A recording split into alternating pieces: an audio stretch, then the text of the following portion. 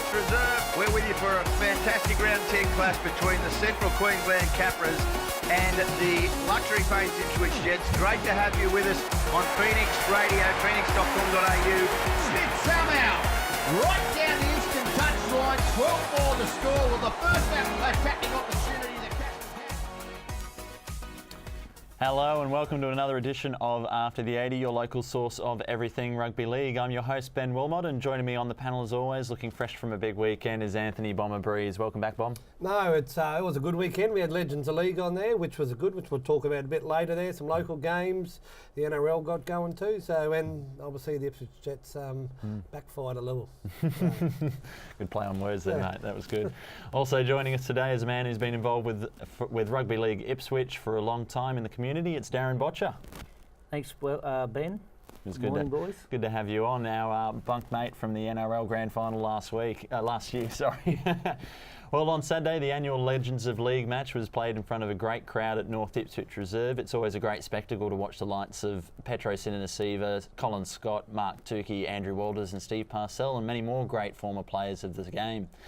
It's a spectacle for the community and the people of Ipswich, and it's continued to do so for many years so far. Bom, it was another edition for you on the weekend. I hear you were in the commentary box for this one. Yeah, it was another great event there. It was well supported again. They changed the concept this year to an Ipswich All-Stars, so all the clubs are in the NRL Rugby League Ipswich Competition supplied players, some old players from the 80s and 90s there. Some were probably a little bit overweight, some were a bit unfit, some obviously were fit. So the game was great there, and it was a good heaps of kids there running around, and that's what it's for the kids as well as letting the schools know about this bullying and domestic violence stuff. So gets the point across.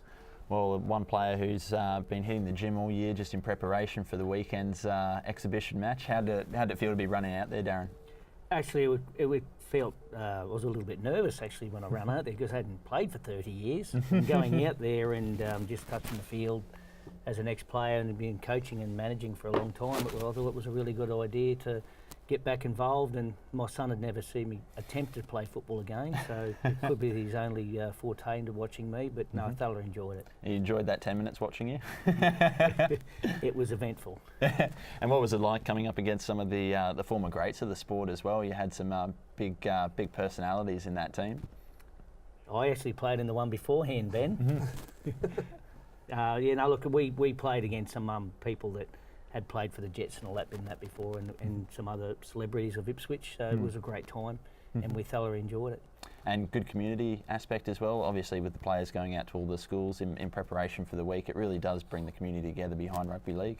Oh, that's what's a good thing about it is, it's the great family atmosphere on the weekend. I couldn't believe how many families were there with the kids, and they were all out on the field, and they actually had a couple of the kids score some tries in the game. The Legends of League were diving all over the place and letting them score, and I thought that was a really good concept that to show the Ipswich community that we're giving back, they're giving back, and it was just a great night. And I was quite surprised how many people were there. It was very well supported, and Ipswich should be proud of that.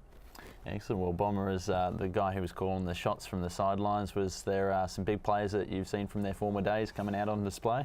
Yeah, well, like I said earlier, some of them were really fit. And Ollie Goldthorpe looked fit still. Mark Tukey looked like he was in better shape now than what he was when he did play there. Petro Sinanasiva, well, he's always a solid unit anyway. So, but there was a couple others that had obviously let themselves go a little bit. So. But that's what you do there. But the game in a whole was a great spectacle there, 132-24, and like Darren said, the ball boys there, they got to score a try each under the post, so they'll probably get a copy of the game there and show it to their kids that they did play against the great Petro and that. So.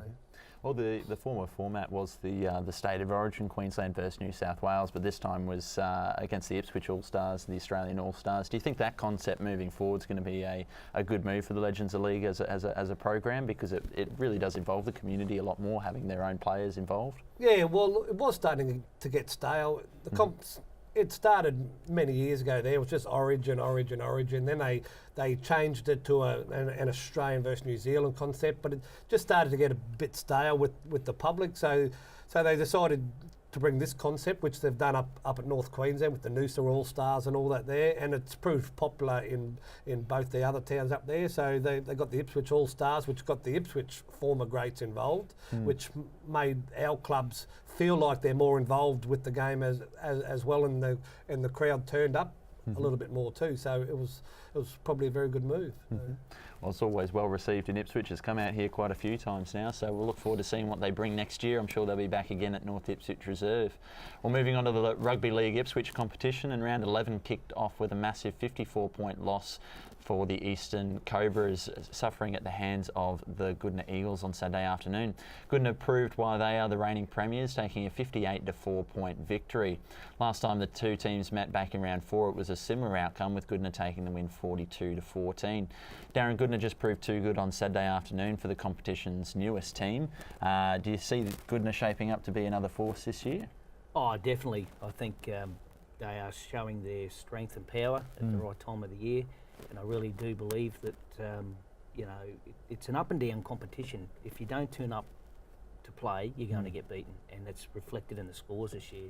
But Goodna are starting to put some big wins together, and that all just gives them confidence. And they'll be very hard to hold out, I think. I was talking to Laurie on Sunday after the win, and he said that the turning point for him was the big loss that they suffered against Fassifern. Do you think sometimes it takes a big loss to kind of reevaluate the season? It does, because sometimes people can get a little bit blasé about their efforts and think we've got this covered, and then when you suffer a defeat like that, it really opens your eyes up to think, well, you can't do that, because if we do that again, we're going to get beaten. So, maybe they had to sit down and had a big chat about and had a good look at themselves, and it's certainly proven that what they're doing there now is working for them. So, in hindsight, sometimes that's a good thing. And Bomber, the Eagles were also missing 3 of their star players out in the SCQ Carnival, playing for the Water Dragons, at the State Carnival. Sends a pretty strong message to the rest of the competition. They can do that kind of scoreline without 3 of their top players. Yeah, well, obviously it does. When you're missing Rez Phillips, Maxim Atafa and Ramon Philippine there, obviously 3 of their big players, and to still be able to win by that scoreline does send a bit of a shiver down your spine if you're any of the other clubs in the competition. So they're starting to look good since that big loss at Fassifern. Well, it puts a smile on Laurie's face, that's for sure. yeah, Laurie doesn't take losses real good. So all that there, not that he gets angry there, but you can just tell that he's not a happy man when they lose. So. Well, it helps to be competitive in this game. Yeah, it certainly does. Well, he's going to have some selection headaches for him this week when he has those 3 players come back into the squad after the depth of the club showing that even without them they can get the job done. Yeah, well, they've also signed in the last couple of weeks the leading try scorer from last year, Ray Berra, too. So they've had Ray Berra to the squad, and they've added Ben Thorburn, who's an ex-Intrust player from a few years ago. So their squad is looking very, very dangerous. Good combination with Corey Kirk in the halves there. Yeah, just that bit of a settler around there. He's got the kicking game as well, so hard to beat. Excellent. Well, let's take a quick look at the Porpoise A-grade ladder, and the North Tigers and Goodna Eagles are tied for a top spot on 27 points each, followed closely behind by the Fassifern Bombers on 26 points. To round out the top 3, Swifts, Bluebirds, Eastern Cobras and Brothers Ipswich take 4th, 5th and 6th position, and the West End Bulldogs are back on the bottom of the table, still searching for their first win of the season. Bomber, it's a tight competition between these top 3 spots, and all three teams have won 6 games each. Do you think with Fassifern to play a catch-up game next week, can they take over the top of the table position? Yeah, I think they will actually. I was at Fassifern at the weekend. They played Swiss, which was a 3 versus 4, and they absolutely belted them up there. That Fassifern team looked really good. Their forwards come through, Junior Yamby and Adam Karevi, the forwards were awesome. And then the Fijian centre, I don't know what his last name is, got a few letters in it. He scored 4 tries out wide. He's just got blinding pace there, getting him into the open there. And then with Scotty Island at the back there, the biggest danger to Goodna Fassifern. So. You think those 3 teams are starting to strip away from the rest of the competition at the moment? I think them with North up the top. I think them 3 are 1, 2, 3, and obviously the 4th spot is between obviously Swifts, where the brothers can get enough wins to overtake the 9-point deficit is another thing. They'll have to keep winning. They're going to have to try and beat the Fassiferns and the Goodna, who they have to play once more in the last round. So it'll be 4 spots open. So Swiss have obviously got the upper hand at the moment there in 4, so they have to try and make sure that they beat the West Ends and the Cobras and all that there to keep them ahead of Brothers. So. Well, Brothers obviously losing 9 competition points last week, which has put them a fair bit way down the IRL ladder at the moment. They responded with the right attitude though and got the win over the West End Bulldogs, or they left it until the last 5 minutes to do so. Do you think they've got enough chance to kick back into the top 4? I think the Mighty Bluebirds will hang on to 4th spot. It'll be touch and go, but I think they'll get there. And given what Swifts are in a rebuild, I think they deserve that. I really hope that West End, they were knocking on a door of a win there on the weekend, and they were unlucky. And I really hope for Randall and the boys that they get their win, because you know, there's a lot of hard yards going, and then Randall's doing a really good effort down there. And it'd be nice to see the West End boys get up and have a win. Well, unfortunately for Cole, he was away for the weekend, but his reserve grade coach Cameron Tolhurst took over for the weekend and must have been feeling like he'd gotten the win with 5 minutes to go there. Yeah, well, that's it. I think they've had about 3 games this year where they've lost by 4 points there. They've had a couple of bigger losses in there, but they're knocking on the door there, but they just can't get it going. So, but they've got like what was in the QT early week. Max Fesselai now has turned up down there, and they've got a couple others. So they are a competitive team now to what they were in rounds 1 and 2. So so they'll have a win very shortly. And they were missing their first and second choice fullback, which put Max back to fullback. So hopefully they can get that sorted. They can get a few more troops back, and they'll have the right back line that they want to go with. But moving on to the Intrust Super Cup competition, and round 13 kicked off with the Ipswich Jets travelling up to the Sunshine Coast to take on the Falcons. It was a fierce first half for both teams, going into the halftime break tied at 6-all. The Jets came out strong in the second half, scoring a try in the first minute of play, but the Sunshine Coast Falcons returned the favour only moments later. The Falcons rolled on from there, getting a 20-point victory over the Ipswich Jets, with the final score being 36-16. Darren, not the best second half we've seen from the Jets so far this season, but good to see them hold the Falcons to a 6-all draw at half-time though. Oh, I think they got the effort there. Defence wins games, and you can see by the highlights. As we see Nat Neal crashing over here, great work. It was an awesome try. He had a lot of work to do, but it's reciprocal when we are playing and defending as well. So defence wins games, and I do think the boys need to make sure that they tighten their defence up. And Bomber, was that good signs? I mean, the Falcons are sitting second to the table with a lot of experience through some of their Melbourne Storm players. Riley Jack seemed to make a big difference for them after his 8 games for the Melbourne Storm so far this year. Do you think the Jets would be panicking after that loss? I don't think they will be panicking there. It was probably a bit of a lull period there. They led 16-12 there. It was about the 60th minute mark of the game. So at that stage, it was anyone's to take, but obviously Sunny Coast took the advantage, and they scored 4 converted tries in about a 15-minute period, which obviously blew the scoreline out. 36-16 says it was a flogging, but it probably wasn't a flogging. They probably deserved to lose, but I think it was this intercept here that kind of turned the tides for the Ipswich Jets. They were going on the attack, and that intercept really took the wind out of their sails, didn't it? Yeah, well, they had scored just before that there, and they had another attack and move there on the halfway line, and obviously an intercept after putting in all the effort.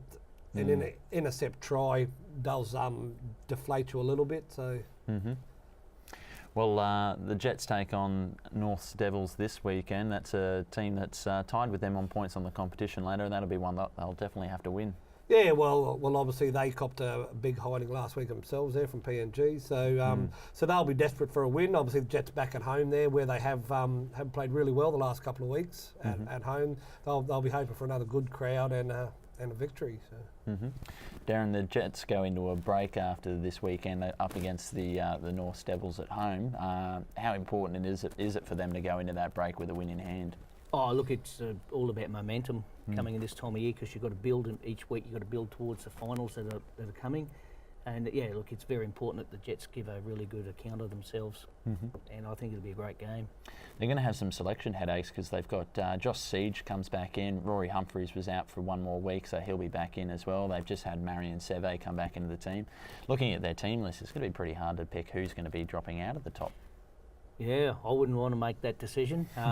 Josh has been a stalwart of the Jets there for quite a few years, and Marion's certainly using his experience with the Jets. And I just look, whoever they put in is going to do the job. But at the end of the day, I wouldn't want to be making that decision. Well, it's one of the best headaches a coach can have, who to pick out of your star players. But either way, Mark Bishop's going to come out on top, isn't he? Oh, well, he's probably copped it a little bit in this season. That's when you lose players to the top grade, players from the BRL obviously have to go up, and obviously Bishop doesn't begrudge them going up there because that's obviously what you want to do. You want to play Intrust there, but obviously when they're all back in the top grade, the others drop down. Hopefully they bring that experience back to the BRL level. So. Well, as we look at some of the results from the weekend, the PNG Hunters getting a huge win over the North Devils, which is good news for the Ipswich Jets ahead of this weekend. Townsville Blackhawks getting a big win at home as well over the Redcliffe Dolphins, another side who've been in good form. The CQ Capras getting a hiding at the hands of the Tweedhead Seagulls, which is a bit of a turnaround from their start to the season. Yeah, well the Tweed, you don't know what to make of the Tweed actually. They won 1 game, and then they looked terrible for the next probably 2 months there. But now they've had 2 wins in they've beaten Redcliffe, and now they've beaten CQ. So maybe a bit of a change in attitude has worked wonders there at Tweed. Yeah. Well, I think coming back from the break, the Ipswich Jets faced Tweed in one of their next 2 games after the break. Do you think you'd be, if you were Ben and Shane Walker, would you be worried about getting a little bit of an upset there against a bit of a dark horse? Yeah, well, obviously the Tweed, they play them in the first round down there, and the Jets beat them down there. So obviously they'll be looking to return the favour when they come to the North Ipswich Reserve in the next few weeks. So. Well, let's hope they don't get that that win when they come back up here, because the Ipswich Jets haven't had the greatest home record this season, but they did get their second home win of the year earlier last month. So they'll be looking to try and build on that this weekend when they take on the North Devils. But as we look at the current ladder, the PNG Hunters and Sunshine Coast Falcons, the 2 teams the Ipswich Jets have just lost against in the last few rounds, sitting at the top of the table on 22 and 21 points. Redcliffe Dolphins, South Slogan Magpies, both on 18 points in 3rd and 4th. East Tigers on 17 points and sitting in 5th position. Townsville on 15 points in 6th. North Devils and Ipswich Jets both on 12 points each, sitting at 7th and 8th, and they'll come up against each other this weekend. As we mentioned, that's a big game for Ipswich. The Wynnum Manly Seagulls, Mackay Cutters on 10 each on 9th and 10th. Central Queensland Capras on 9th, Northern Pride on 8 points, Burleigh Bears on 6, and the Tweedhead Seagulls rounding out the bottom of the ladder in 14th position with 6 points each. It's a tight battle at the top there, Bomb, but the Jets definitely have the chance to make a run. Although a win that on the weekend would have put them at 14 points and ahead of North. Yeah, well, obviously you've got to make the top 6, and the 1 in 6 position is on 15 points, and we're on 12, same as North. So if they beat North, move to 14, and then you just have to try and get up to the Blackhawks there, but up near the top of the ladder there. Like Redcliffe were near unbeatable a couple of weeks ago. Now they've lost 2 in a row, and PNG have looked very strong here, and they looked very strong again on the weekend. So obviously PNG have probably taken over a bit of the favouritism for the title. So and obviously Sunny Coast are up and down there. Riley Jackson them have come in to the Melbourne Storm, and we're obviously missing from Sunny Coast there, and now they're back at Sunny Coast. So. Well, no better time to get on the run for the Ipswich Jets than now. Coming up after the break, we'll be reviewing the heartbreaking defeat the Broncos suffered at the hands of the Sydney Roosters, and we'll give you all the latest news on the current 2017 NRL Ladder. All that and more here on After the 80.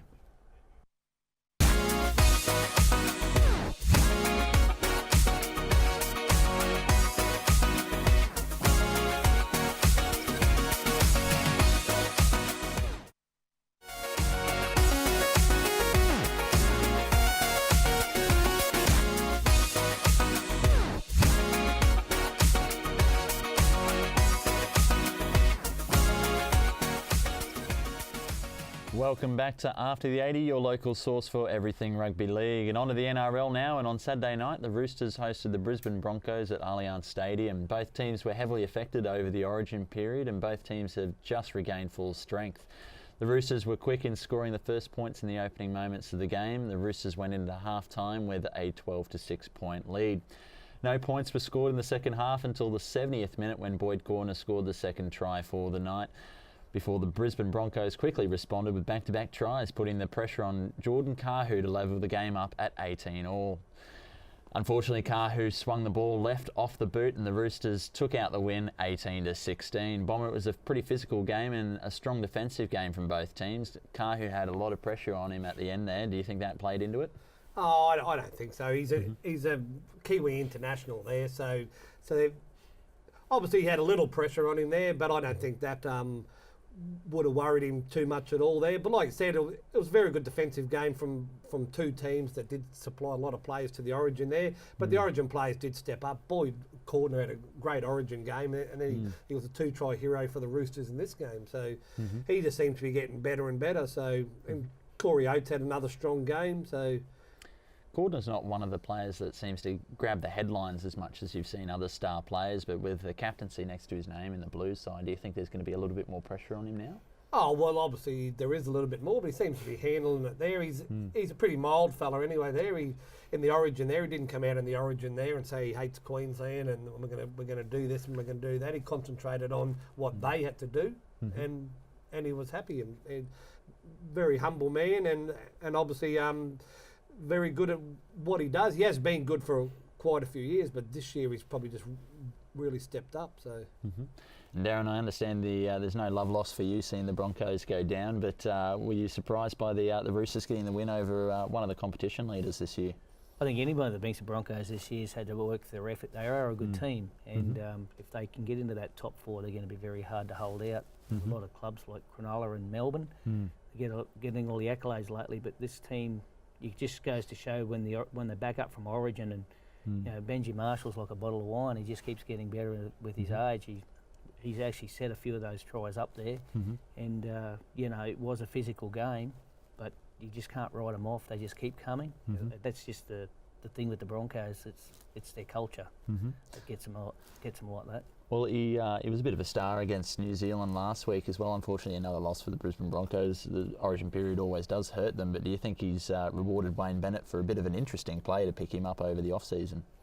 Oh, I think it has. I think it's a hand in glove situation. Obviously, Wayne wants him for a reason, and you know, Wayne's got to look at those, plug in those holes or those gaps, so to speak, when these guys are called on for higher duties. And I just think it's working well. I think it was a very astute for him, because other clubs probably wouldn't even looked at him. And yeah, I think it's working well. It's pretty good when you can slot a Golden Boot winner in there as your backup, isn't it? It is. It is. And look, he's there for his experience, and it showed there on the weekend's game against the Roosters. You know, like I said, he knows what he's doing, and it's all about the timing of the pass for him, not his defence. But yeah, I think it works. It's working well, and very astute from Wayne to do that. Well, Bomber, on the weekend we also saw another close one with the Canberra Raiders and the Manly Sea Eagles, with Canberra also spoiling the party, taking it to a golden point. Do you think it's really showing that you really have to put in a full 80-minute performance against any team in the NRL at the moment? Oh, well, that's right. No team's an easy beat like years ago there. You have to keep going there. Manly had the game in their control there, but obviously the Raiders come back there and scored late there through Jordan Rapana, converted, and we got into golden point, and DCE iced it with a field goal. Yeah. He might take over the Iceman tag after Cooper Cronk. Yeah. Well, let's take a quick look at where the 2017 NRL stands at the moment, with the Storm and the Sharks on top with 22 and 20 points, followed by the Dragons and Roosters tied on 18 points.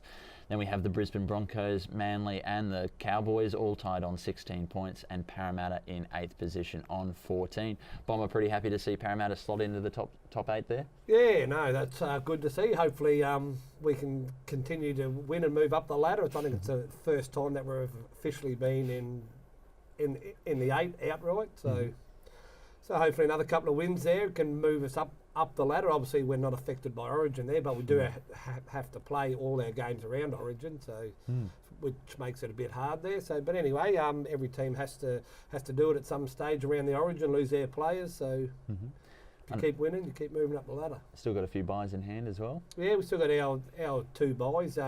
We don't have another buy now for about a month, whereas the other teams, some of them have their second buy before we've even had our first. So, so the Eels are looking good. Corey Norman back in there shortly. And Melbourne, Cronulla up the top. Is that what you expect after last year? It's pretty incredible to see the top 2, the grand finalists of last year, both up there again. Well, Melbourne are just a professional team. They've been up there for the last 10 years. They're under Bellamy's reign there. They just don't miss a beat there. And the Sharks, well, they're trying to do what they call the impossible there. No team can win back to back there. So a lot of fans had written them off, but they're playing great football. And any team with Gallen and Wade Graham and Maloney in, well, they're going to be good. And they're proven that they're a big chance of going back to back. Who do you see taking out the minor premiership at the end of the year? I think the Melbourne Storm. They just seem to beat all the teams that are lower than them on the ladder. They may lose a few games to the higher teams, but they always beat the teams down the bottom of the ladder. So they've just got a lot of experience. Anyone with Billy Slater back in form, Cameron Smith there. So always going to be hard to beat. Well, Darren, your Sharkies are back up there again after a grand final win last year. You're pretty happy to see them up there again? Oh, look, if somebody said they'll be on 20 points after 13 rounds, I said, I'll take that. Look, they're trying to do a back-to-back since the Broncos 92, 93, and it's just near impossible, like Bomber was saying. But, you know, you've got 4 Origin players playing for New South Wales, which is unfortunate for our Queensland team. But then you've also got Gallen and Valentine Holmes is knocking on the door, so possibly 6. Now, when you put 6, that's nearly half a team of really, really good players. You know, they got a chance, but as you know, injuries and luck have got to come your way to do those sort of things. And what's your feeling on next year when Jack Bird moves to Brisbane? Are you going to still follow Jack Bird from his previous club, or are you going to ditch him because he's going to be a Broncos? Look, we wish Jack Bird all the best. You're there to improve your football. At the end of the day, you know, we got Jimmy Maloney. Jimmy's been around a few clubs, and obviously right now the Rabbits are chasing him. So fingers crossed that he stays with the Sharks, because to go back to back is very difficult these days, because when you win the comp, the value of your players go up, and then obviously Shane Flanagan's done a very, very good job, and I think he's underrated in his playing management skills for what he's done, and he's built this team. It's taken a while, but it's obviously shown the results, and to hang on to them is the hardest thing once they get there, because everybody else wants them, because their value goes up, and the salary cap's that's the beauty of the salary cap. It evens the playing field out. Well, I'm sure there's going to be some more shake-ups during the Origin period. Coming up after the break, we'll be previewing all the upcoming action from the Rugby League Ipswich Competition and the Intrust Super Cup. All that and more here on After the 80.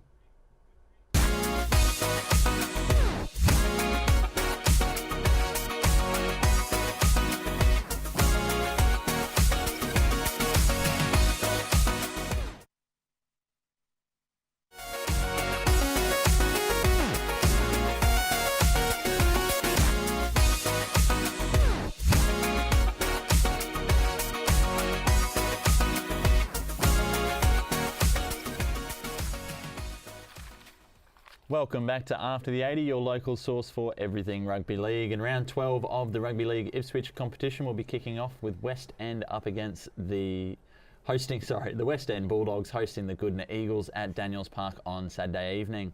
The last time these two teams met in round 5, Goodna took a 30-4 point win.